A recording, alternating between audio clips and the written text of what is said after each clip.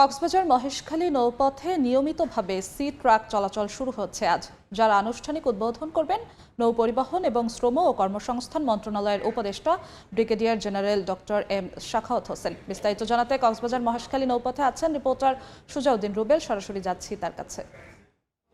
রুবেল, কক্সবাজার মহেশখালী নৌ রুটে আনুষ্ঠানিকভাবে যাত্রা শুরু করলো সি ট্রাক। যে দীর্ঘদিনের দাবি ছিল মহেশখালীবাসীর, এই মহেশখালীবাসীর দীর্ঘদিনের দাবির যে প্রেক্ষাপটে গত 6 দিন আগে পরীক্ষামূলক চলাচল হয়েছিল সি ট্রাকের, আজকে আনুষ্ঠানিক যাত্রা শুরু করলো বেলা 11:12 দিকে। এই যে সি ট্রাকটি এখন কক্সবাজার প্রান্ত থেকে মহেশখালী প্রান্ত যাচ্ছে, এটির আনুষ্ঠানিক উদ্বোধন করেন নৌ পরিবহন মন্ত্রণালয়ের যিনি উপদেষ্টা রয়েছেন ব্রিগেডিয়ার জেনারেল অবসরপ্রাপ্ত এম শাখাওয়াত হোসেন।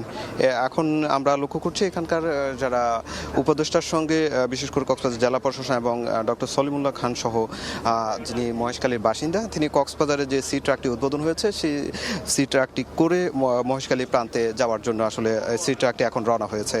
এরই মধ্যে আশা করা যায় কিছুক্ষণের মধ্যেই, কিন্তু যেটি আধা ঘন্টার মধ্যেই মহেশখালী পৌঁছানোর কথা রয়েছে।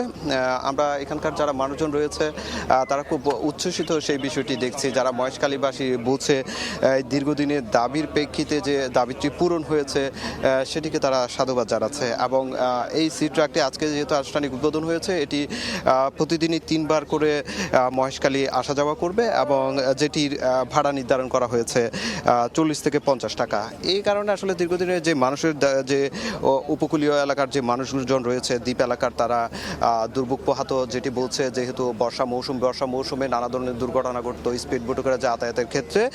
এখন যেহেতু সি ট্রাক চালু হয়েছে, সেক্ষেত্রে যেমন দুর্ঘটনা কমবে, ঠিক তেমনি মানুষের অতিরিক্ত যে ব্যয়, যেখানে আগে 100 থেকে প্রায় 110 টাকা পর্যন্ত খরচ হতো, সেই খরচটিও অনেকাংশে কমে আসবে এবং মানুষের যে দুর্ভোগ সেটি লাঘব হবে বলে জানিয়েছে স্থানীয় বাসিন্দারা। তো এই ছিল আমার কাছে কক্সবাজার মহেশখালী নৌ রুটে যে সি ট্রাকটি উদ্বোধন হয়েছে সেটি থেকে সব শেষ।